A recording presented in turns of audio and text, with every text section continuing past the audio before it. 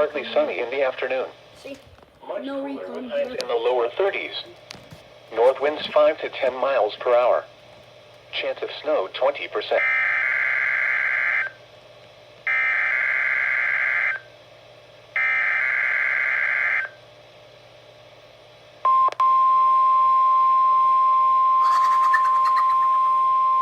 Wow, you're silent today! This is a test of the National Weather Service weather radio warning alarm for WWG56 for the Mahoning Valley listening area of northeast Ohio.